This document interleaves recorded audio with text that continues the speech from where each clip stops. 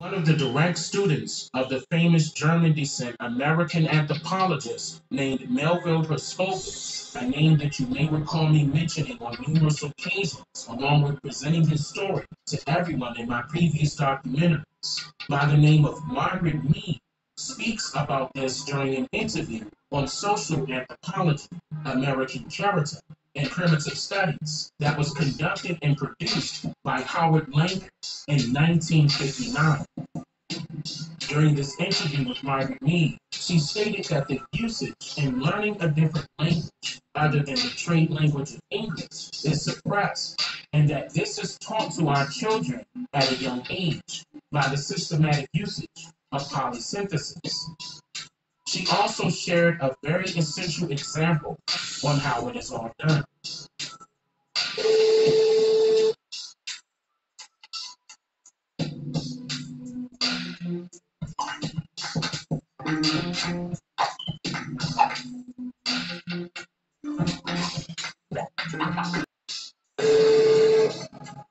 We train people not to be able to learn foreign languages in the most fantastic way, because what we teach a child is, you see, we take this pencil here. We teach a child this is a pencil. Now this isn't a pencil. This is an object made of wood and lead, designed for writing, which we call a pencil, and other people call it other things. And other people call it other things. Other people call it other things. Other people call it other things. So, this type of so-called educational training, which has been implemented within our public compulsory educational institutions' curriculums for several years now, successfully ensured that the English language became the primary language of nearly all households throughout America. And as the indigenous languages of the American Indians has since been royally reduced, it must be understood that this form of systematic indoctrination of our children has been unfortunately mutually consented by the descendants of the indigenous people of America, us. The entire purpose of sending our children to school is so that they could participate in the act of industry and trade by getting a good job.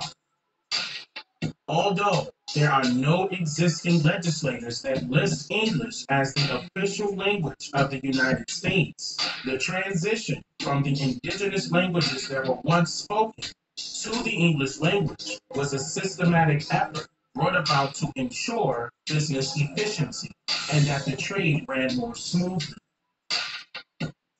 On March 3rd, 1890, Congress passed an act making provision for the civilization of the Indian tribes adjoining the frontier settlements. It is very important to note that the word frontier is, quote, the border or confine of a country that is furthest advanced with a part that fronts an enemy or which an invading enemy meets at front, end quote.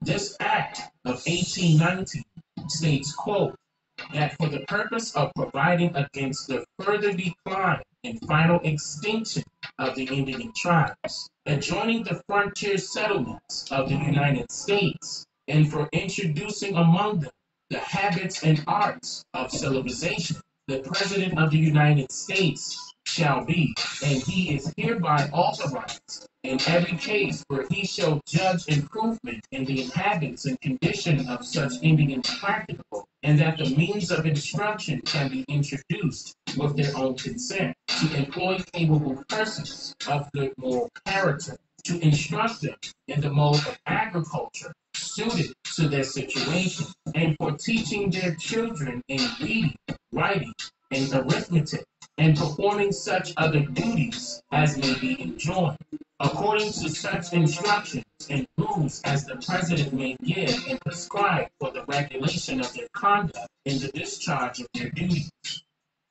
End quote. Those indigenous families that accepted education and employment did so under the guise of civilization. So, where did this idea come from? Well, it could have came in response to the pleas of President Jefferson to the American Indian chiefs upon this land.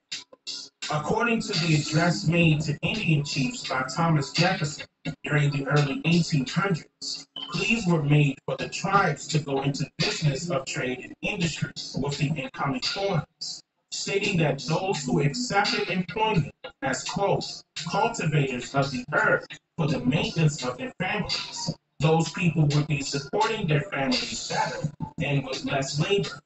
They were assured that by raising stock and bread, and by spinning and weaving clothes, than by hunting, that more provisions will be provided, and that a woman will clothe more by spinning and weaving than a man by hunting.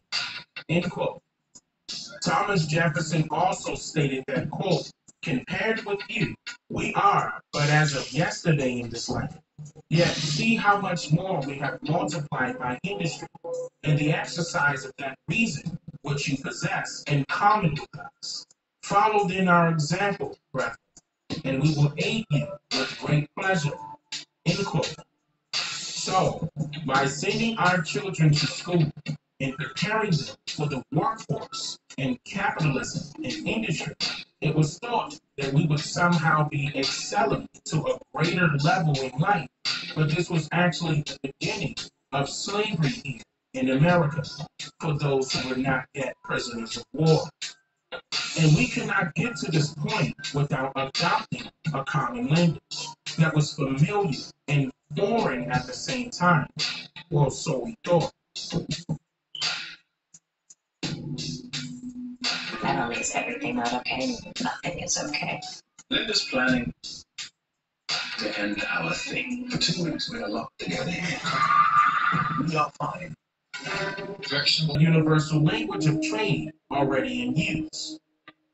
Before interpreters and before foreigners could fully understand the indigenous language upon this, and before the mixture of German and Indian languages that created English, what was used amongst our ancestors to communicate with incoming foreigners that were arriving upon these languages? The universal language available that was used to conduct trade in America amongst the Indians and foreigners during that time is the same language that is used with babies and young children before they can speak the language of adults. It's the same language used in sports amongst referees and umpires. It is the same language used between a baseball pitcher and a baseball catcher. It's the same language used in secret organizations and amongst law enforcement officials. It is the very same language that you would use if you were somewhere that you could not speak, the language that was commonly understood. This language is known universally as sign language. And according to the handbook of the church's missions to the Indians and to that post office of Harvard, Connecticut in 1854, but published in March of 1913, quote, sign language was of extensive development and existed all over the world and bore a resemblance to the sign language now used in some of our deaf mute schools. Picture writing the world over probably grew out of sign language, the first stage in development. The second was pictographs, and the third, alphabet. These merge into each other by a slow and gradual process. End quote. It is unfortunate that the sign language is the common language of mainly the deaf and the mute today, and that is no longer widely understood as it was before, when it was used widely amongst those who conducted trade upon these lands. It too is one of the Indian languages that is now in danger of becoming extinct. And some may say for a very good reason, because it has been said that written language and spoken language was developed to hide one's true intent. And when we are focused so much on what is being said or what was written, we just might miss the signs.